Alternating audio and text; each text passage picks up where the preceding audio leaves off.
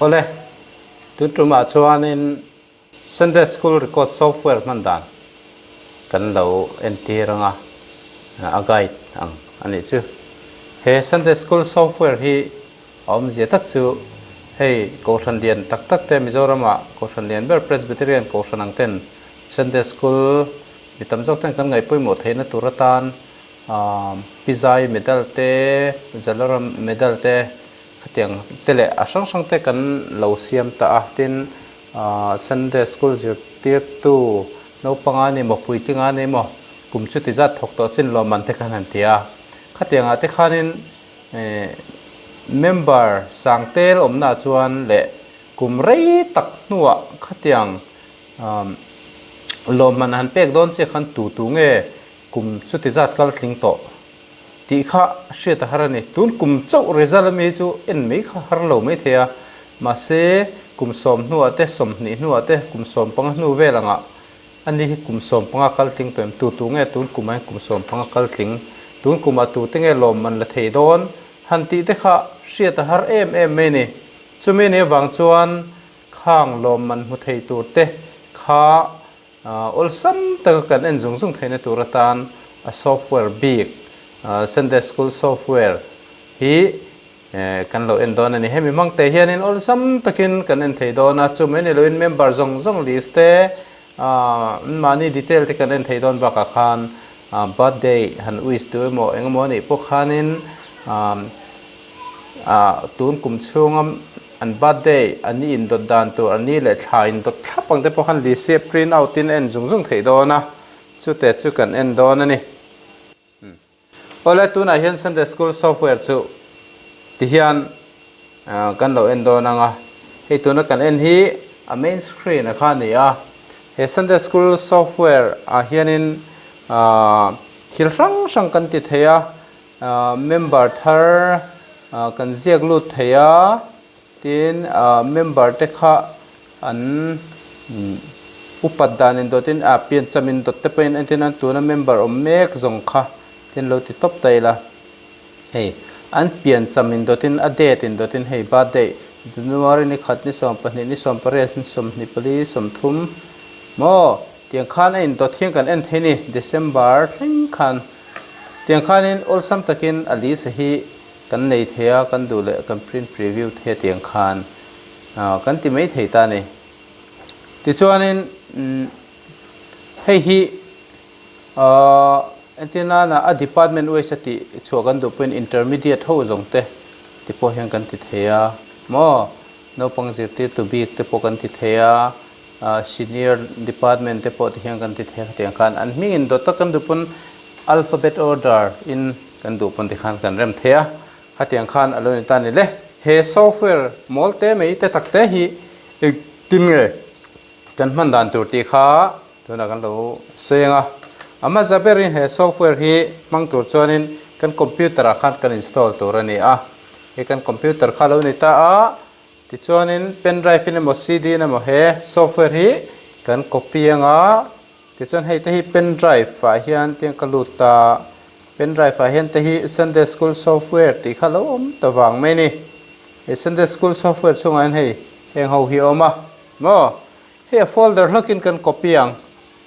kan zuk right click anga menu lo la copy a kan click anga ti chuan kan copy na hmun tura kan computer kha my computer kan click anga he d drive fa hen lo da don taila right click anga paste copy ta ni hei awa hianin tuna hianin engmo zat sample om sa po hianin 98.1 MB vel chu ni ate memani tikhian fel to khatta mai ni ti chuanin kan computer a khanin he software hi kan lap mangai lo ni chuan mang tur khanin thil pakhat ti ngai kan neya chumi kan ti tur chu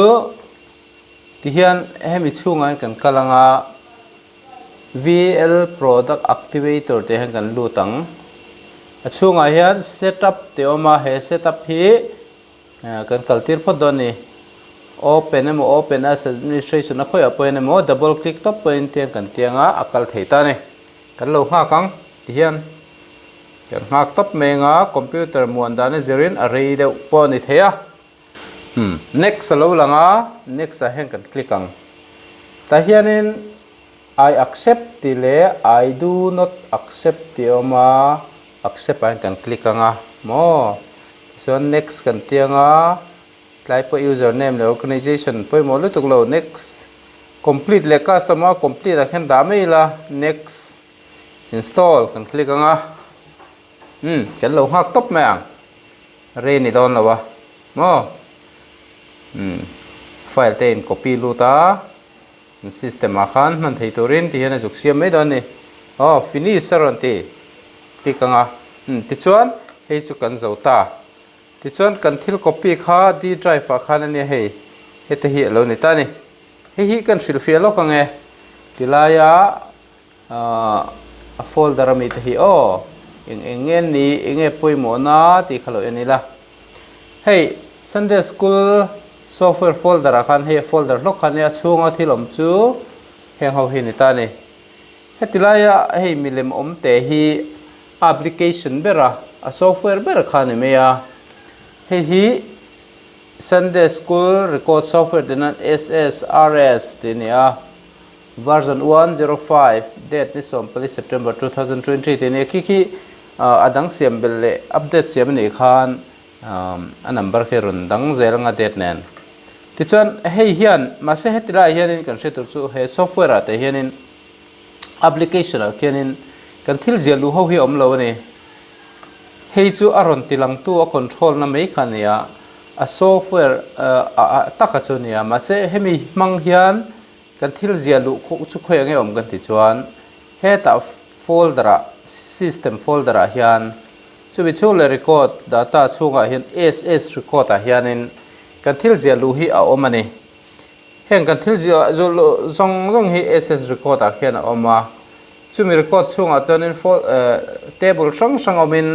atira hming zialu na te kumtin exam record zia na te attendance zialu na te zirtirtu ho kumtin list zialu na te khang sang kha om tani mar chumi hming kha voi khatpak zia ngai lawa ti khan voi khat kan zia kharin reng turani a mara chu hetilai data hi avamang kher lo ve thea abulche hi he application software bula hen record info ti notepad file oma kan computer setting a zir khan record info.txt ti hi alang lo mai thea txt ti khian in notepad file an easial ti langa khi lang tur chuan he ta computer organize a folder and search option atang hian view a hei hide extension for known file ti tik lo tur ani mo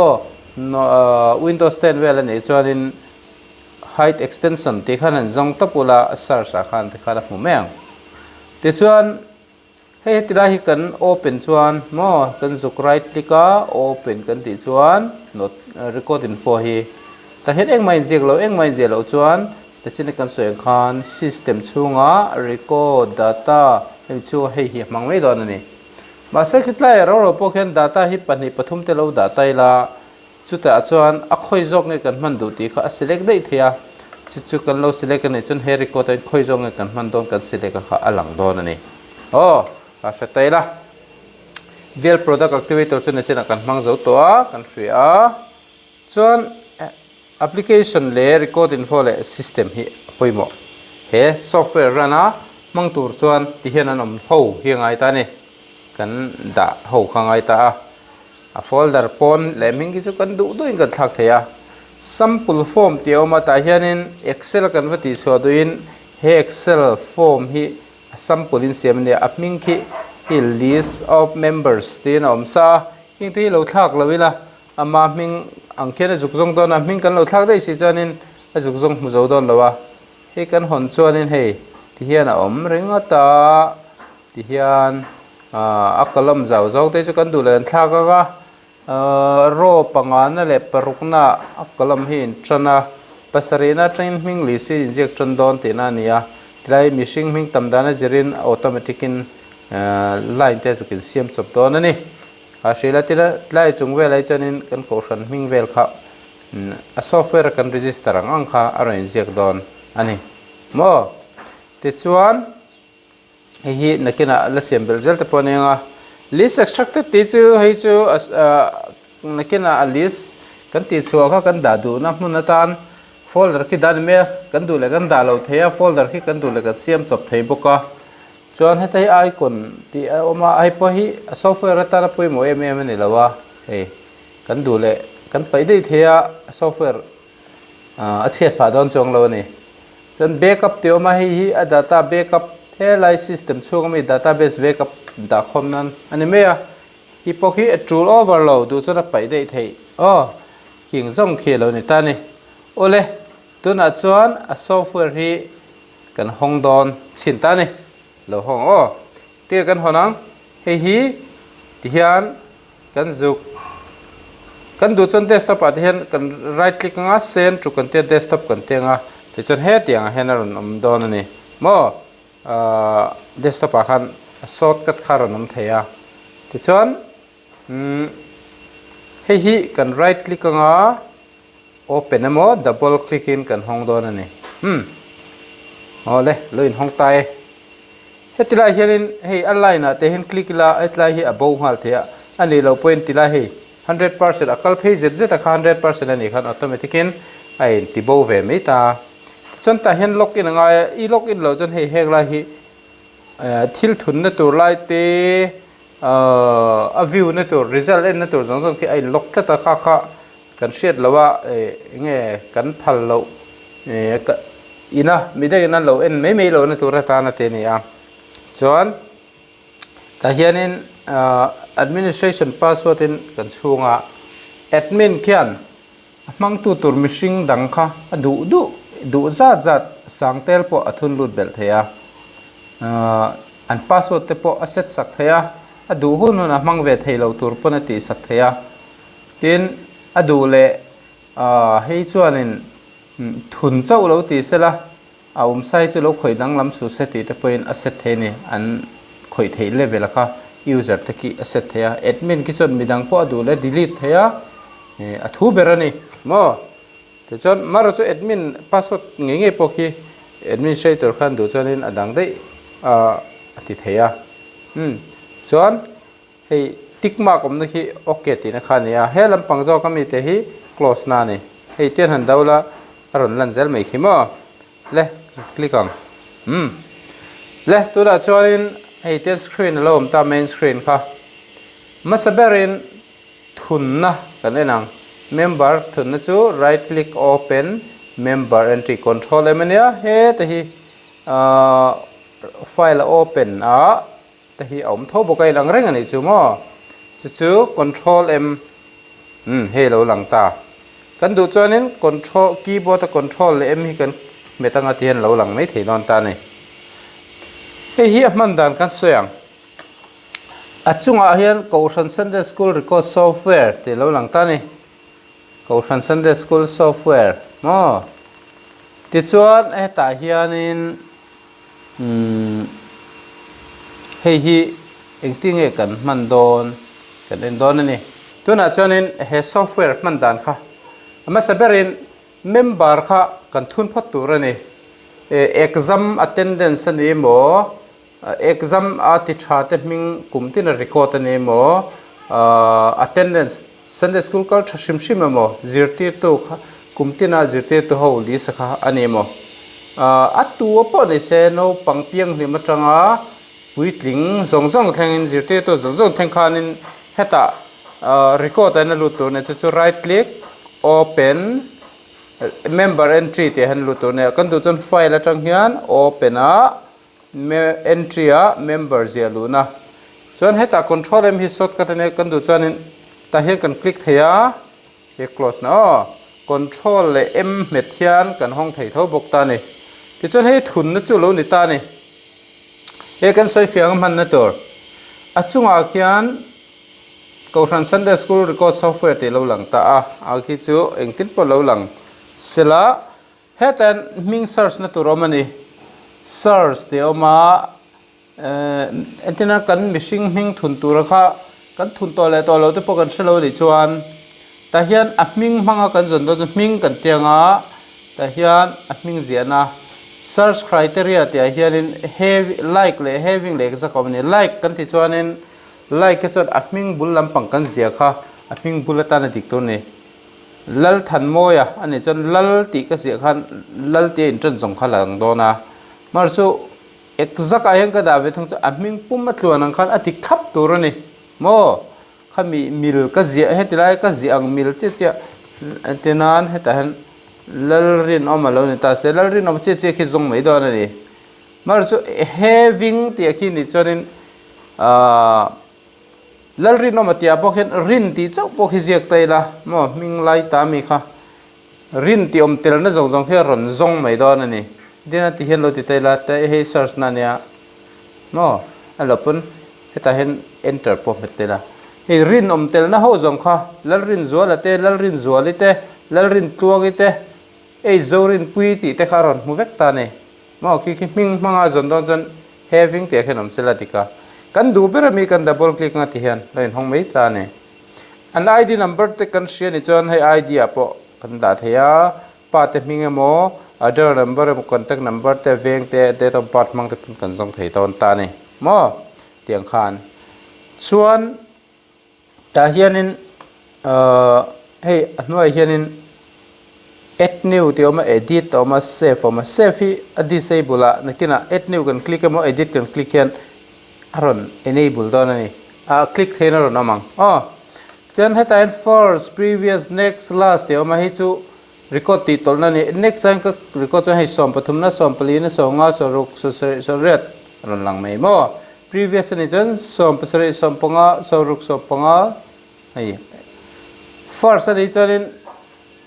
te ka click hen amma sabera kal popa hela ma ka click le hen la sa click to bera kal pop me ruk riat na thlengom to te na ni chu ti chuan ruk riat na thlengoma delete ki om boka delete ki ni chon tu na lang me ki a delete don ante te ka click chuan hei ka delete don data record om jong ka delete don kan she tur chu hemi ama record na bera hi kan delete chuan in hepa tu na lang me ka mi hi ka delete chuan a record lo nei to zong attendance a record to te exam a record to te zirtirtu lo ni pun chung a delete vek ton mo helai mi chok ba ka hian a she tur ni ti chuan a pia ber mi chu exit ati top na ni me chuan headline print preview ti chu headline mi headline lang me ka hi ti enge print turin a bai data hi print kan du chun tan kan click anga hei thian lu langa a software kan register khami Kohhran hming te khalo langa heta veilam pang sir chung lam panga hi print ti oma printer lem langa khen kan click anga ti khan kan du le pdf pon ta pdf kan select anga pdf pon kan ti chok thei ta ne mo ti chuan heta pele hen pakhat thun sinang he rukret thleng awma hetlai chu pakhatna polom se enga pom se activity hian id number ke blank ta ne date of registration hi chu voin ni local ta ki back date a thun kan du ni chuan voin ni lawin antira ni kumami kan record to te kha thun kan du a date kan register ni ang thlapa je kan du ni chu set date ang kan click anga antenna na ni som ni January sang khat le zakua somko pakua mi te khala ta se mo he rai je dan to he kan du chen calendar an ting kan click the mo kan double click kan date do kha okay kan ti ta ne mo te kan ju click khan he mi date chen he aril ro khan om tareng ta et new ka ti che khan he khami date che khaten correct ngai lo to khan om ta tin khi kan du jong kuting kan je thea calendar hen kan click thei bok ani ti se taila chuan mithar kan thun chu om hal to net roin tik ta hetan hming kan je gang lal mangai zuala lo ti taila tap kan metanga anexa na kalmeang kan du chon kan click thei boka ma tin an ko lo ni ta se mo male nge female kan han tia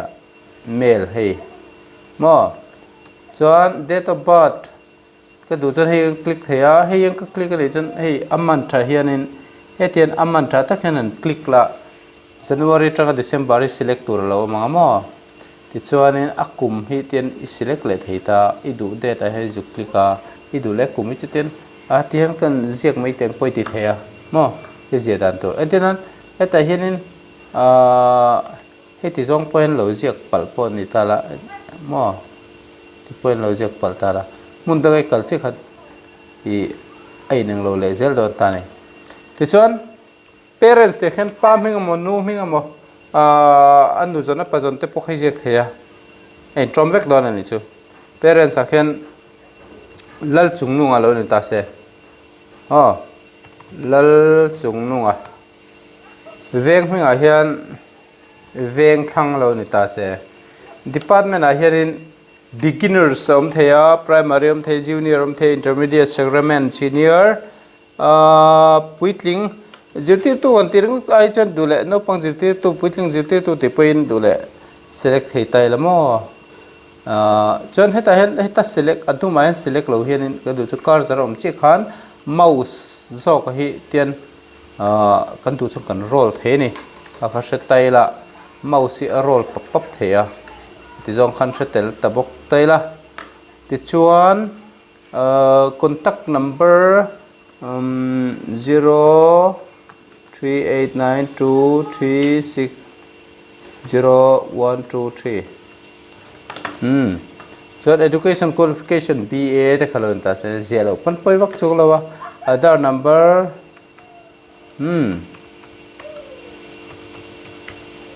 hiện luôn ta sẽ là anh Zirtirtu nghe puitling Zirtirtu hết lại hiện asana anda lệ lấy chứ cái nào bây một ta hiện tỷ thu mấy khăn nè hết lại trong bây giờ chiang thua puitling cần đủ cho nên hết thì po hết ổn đấy thì puitling thì tập con cần đã thấy thua mà rồi chứ senior velte ni cho nên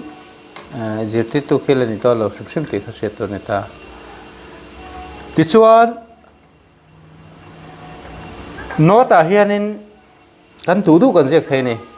I ama kan hret rengna ta poi mo kan ti piang kan ziak nga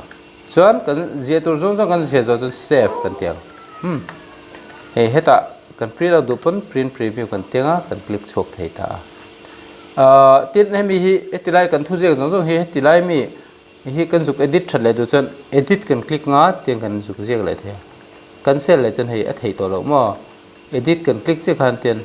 edit cần click trên save hi aron nung về lại boka khá sẽ tổ rên ta tiền hết ta chung lâm bằng sira hian tiền local lại tay là chung lâm sira hian copy thì hiểu mà này hết copy hi cần click cho nên copy click tay là hết thì lại text box cần ziak zong zong hi lo copy nga notepad file ate ti hian lo copy don te la control v headline kan thil record zong zong kha aron copy thap mai don ani rualin text box zong zong mi ki a copy don ani chu atang kai na te pom ve thea kha se taila ti chuan attendance thunna kan kal don ta ni mo attendance kan thun don hianin member om sapiang ka kan thun dona an om to lo chuan mun tanga pem le om to lo ni chuan hei kan edit anga tick off mi tur khani om to lo ti shen chang kan save zelang save kan click nga save hi control le s ania control le s hei ti hian draw ti that le du chuan ten control s ka ti khala ni ta ni ti chuan attendance kan thun du chuanin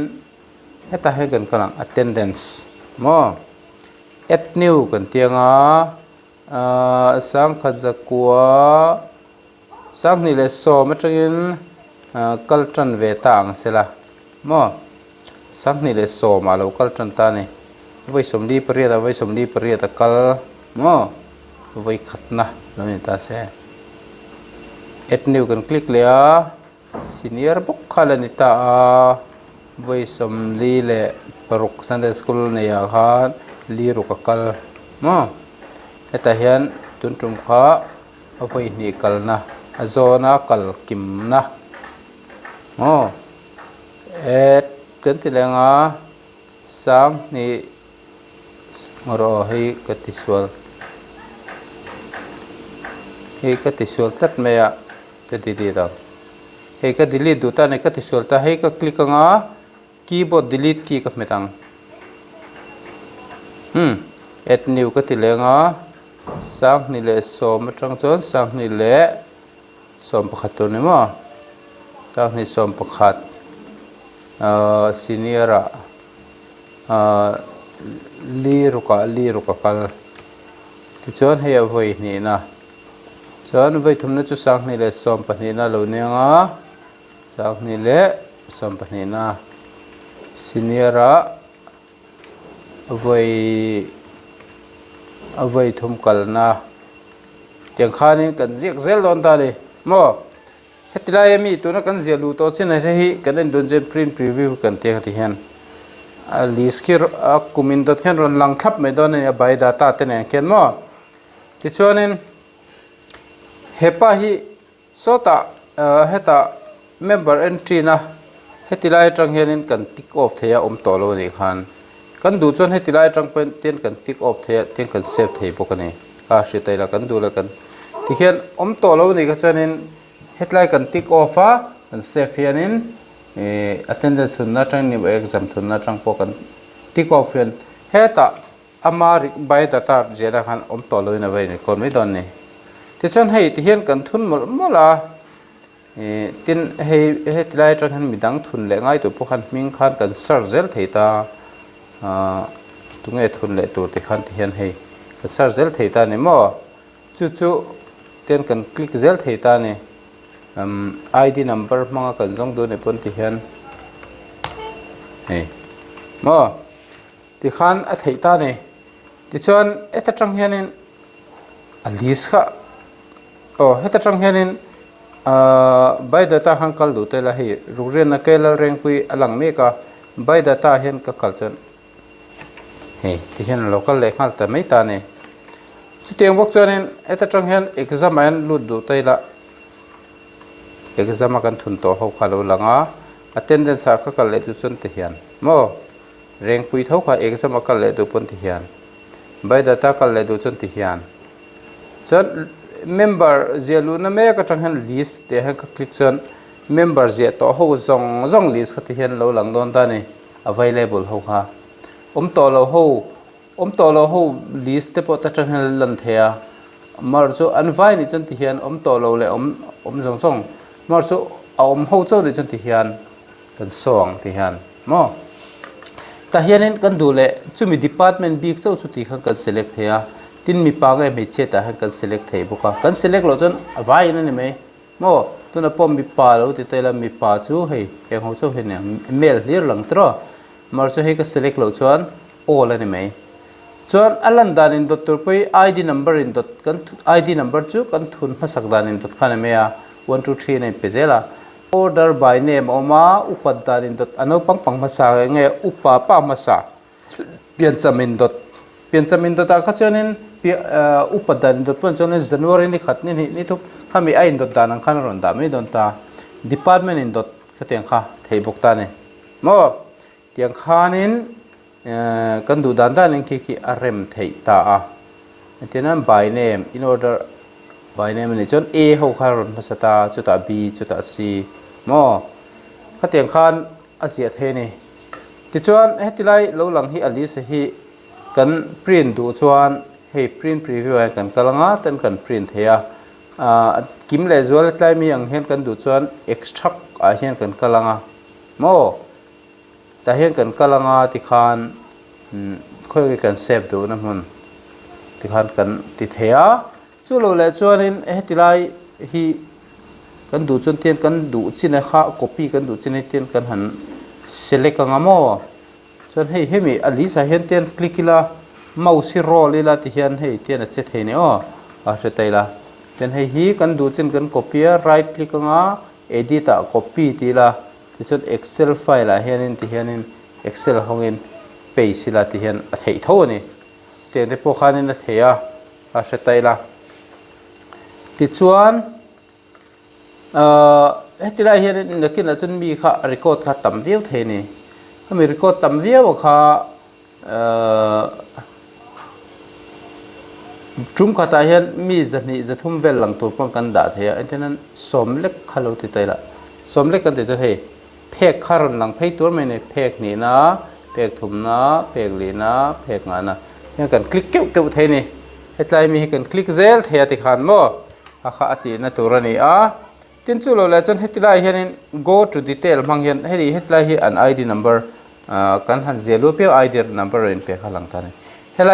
อันมิงโซนอ่ะพอดีอันมานี่มิงโซนช่วยกันคลิกกัน ID number มังเห็นเอาไปส่งโดนตาแต่คลิกตา go to detail เรียนสมลีนะมาลสมสังสมลีนะก็คลิกgo to detail แล้วก็คลิกจวนมาสมสังอีกค่ะอารมณ์ห้องพักไม่ท่านนี่โมขัดยังขันawlsamไม่ท่านนี่เต้น attendance หังกันเลยแต่ละเต้นน่ะปักขัดนะฮีเจียสัตตมามาสมสังอีเจียกะเฮ้ยฮีlist of members แต่ local แต่ละเองเฮ็ดแต่ยันนินเฮ็ดแต่เวทุกชนิด attendance อัตราเอ็นกันเนี่ยมา attendance ให้ select งาละเองติกุมบีเงี้ยติฮีก็ select เราจะได้ไว้ข้างหลังท่านี่จุมีกุมมีบีค่ะ2010มีบีเข้าจังค่ะแกนดูมีปังเงี้ยไม่เชื่อก็ select ครั้งเทียกุมโซนักกัลโต2010นะกุมงานักกัลเข้าจังค่ะกันติจันทียนโม2010นะกุมรุกกัลจงเรา2010นะกุมขัดจง2010นะกุมขัดนะหัวจงเราหลังกุมนี้นะจงปะอันเราว่ากุมงานะที่สัตย์นั่นก็เตียงขัดจุมีกุมาจนไว้จุดที่สัตย์นะเฮปะเฮนักกัลโตอันที่นะ2020ไว้สมนักกัลหัวจงที่ฮัดอันมิงลิสต์เนี่ยกันในงานเวกไทยตานี่มีปลาเลยไม่เชื่อพวกกันเคลียร์ไทยก็เตียงขันที่มีมังแกนินลิสต์ก็awlsamตะกี้กันเอ็นzungไทยทีนเฮีอัฐุนน่าจังขันกันก็ละตัวละจันเฮีกันดูจันตาเมมเบอร์จังเฮียนินเมมเบอร์จังขันเมมเบอร์เจลูน่าจังอิน attendance กัลไทยexam กัลเลไทย attendance จังอิน exam ตรอก็ดูเลยใบ data กัลลุเลไทยใบ data จังอิน exam attendance กัลเวกเตZirtirtuปกกัลหัลไทยตานมาเสZirtirtuปีกเฮียนันทีน่ะแต่เฮียนินทีน่ะนะsacrament เราเนี่ยตา sacrament เวลไม่จะพูดถึงเราเล่นนี่เราตาเนี่ยอันที่นั่นนะอันที่นั่น junior department มีเด็กเราเนี่ยตาเสโม junior department มีก็จะโน้ปังอะไรเนี่ยตาเนี่ย intermediate มีเด็กก็จะZirtirtuเนี่ยเทเราชิมตาอันที่นั่นZirtirtuกัลโดนไทยเราที่เห็นเทเราตาเนี่ยมารู้จุอันที่นั่น senior พูดถึงเพียงมีจุอากาศไทยตาเฮ้ยโมแต่เห็นZirtirtuเราเนี่ยจวนเองติกุมังเอ็ดนิว2000จะมีกุมาจวนZirtirtuเนี่ยโมเองZirtirtuไงพูดถึงไงเราปังกัน select เทียอากาศจัดไปดูเลยกันเฮ้ยจุไปโมเมมโลเจเราปนเฮ้ยอัดจุ่มเองจัดกันนั่งไงZirtirtuงะอันนี้ไว้เองจัดนั่งไงขันกันเวกไทยตาเนี่ยดังเนี่ยขันในหนังเท่าเฮ้ยเรา close เลยแต่ละ close นั้นเห็นescape key ที่มันเทียให้form หัวเห็นให้เจนลงแต่ถ้า escape key กันเม็ดเทียก็เขาเชื่อละ view ที่ result นั่นเนี่ย view จังเห็น member list กันที่จันแต่อัติระ member กันเจลูน่ามีให้มี member เขาขาจุกันไม่โดนนะจู่ให้เละปัจจุบันเอ็นเทีย about day select เอ็นเทียพวกนี้จุมีนี่จวนจุมีกุมาจวนเฮไปกุมสมเรียดลิงตัวหัวจงจุมีท่ากลุ่มชุดที่จัดลิงตัวหัวจงที่ข้าอลิสินเทียให้จูนสกัดเห็นแต่กันกัลจวนมีปังไงไม่เช็คกัน select ให้ select เราจะไว้ที่นั่นเองavailable ไง remove ไงที่คือกัน select จวน available เราที่แต่ละเอา make หัวจงโม่แล้ว remove เราหัวจง h ดูด้วยนะ select ให้ตานี่อันที่นั่นgreater than or equal to less than or equal to เอามานี่ more greater than less than ที่นั่นกุมสมนิเลปังอายะกุมสมนิปังอายตั้มจงติเตอายเต็มจงติเตอมเทตาข้างหัวขาปุยทิ้งเดี๋ยวแต่ข้างกันเลยเราตาเองติกุมิน kha kan reference tur kha tun kuma loin ta se hi birthday kha month in nge exact date heta date exact anga chiarin nge a year shim 2020 khi mo he mi te pathuma hen kan selekang ti chuan hian hemi hi kan so chon hian lo lang ta sang hi ri chi lo lang ta ne etina na kum som ni vel hen lo ti tela om chak tame ne khimiom je chu sang ni som nia kum som ni tling le aya tam ho kha aron lang non ta ne mo etina heti zawng hen da tela hiti jan som ni aya less than somni hi somni ai tlem ho kha aron lang ve thung don mo he somni ai tlem so h less than or equal to 20 ne wangin somni ai tlem somni che che tur po han lo pon aron lang don entina na hi ni chun somni ai tlem ho jong kha lang don entinan ni nga te tila ni nga chalan tamang he ni nga kan da ni nga ai tlem ho jong lo lang ta ne entina hemi ve thung hi ni chuan ni nga ai tam ho jong lang don mo he ta hianin he ni hian ni nga po ni nga ai tam po lang thung don less than or equal to tinan kum som le paruk te lo ti taila ne som paruk po khalanga aya som paruk ai tampo ti ve thu chon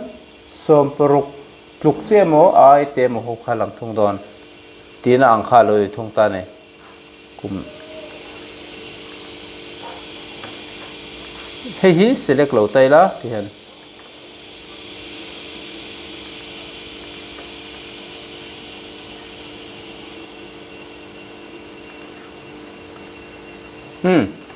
kum som ni ai tlem ho jong chu ti khan lo lang chamai ta ni ka tiang khanin mishing hming list po kan du duin kan ti lang thei ta a ti chuan hemi mishing mi mal henga lo lang kha kan en chen du chun kan click anga go to detail kalin an mani detail jena khan lut kha zel theya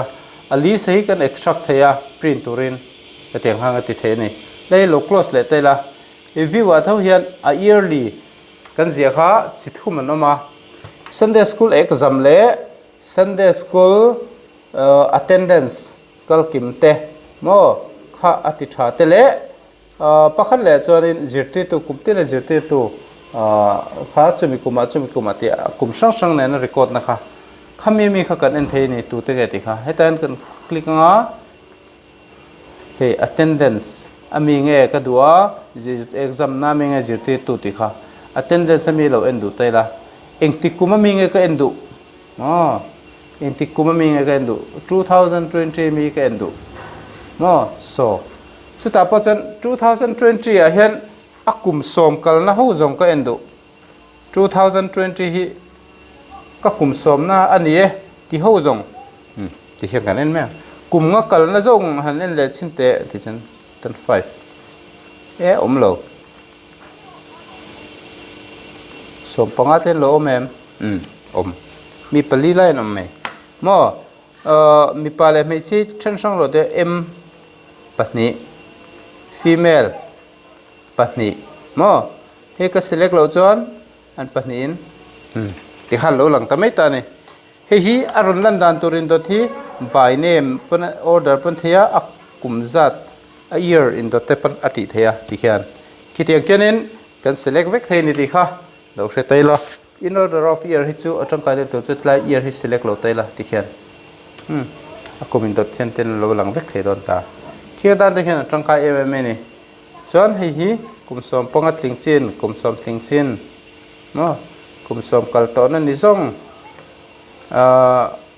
kum som panga kal na zong te lo mem he kum som panga kal to ho zong lis eng ti kum po khalo ni ta selamo attention in 2020 som pangana ne attention som ni 2024 or 2025 tiang khan an kum som pangana ni to zong ho te po khalo en the khate tho khanin exam a po hen kan en thea sang sang khan kan en the ni ti kha sẽ tay là hay cần select lâu cho nó vawn tí na khan ile mai mo record vawn tí na khan he là hi an kal zone kum za ta khan lo lang don ani tiang khan hi a software simple taxi tangkai mmc ni ti kha lo sẽ tay la update tam ta lo manga update hi nakin zela la kan du don chun help a hen kan click anga about a hen kan click anga ti chuan help about ta hi download ate hen kan click anga ti chuan ar lo in download mai don ani ti kha lo se tai la khang kha tuna hemi software chung chang tun tuma tana amang tu tena kan man thiam theina tura ta kan soi thei chin chu ni sela ka lo me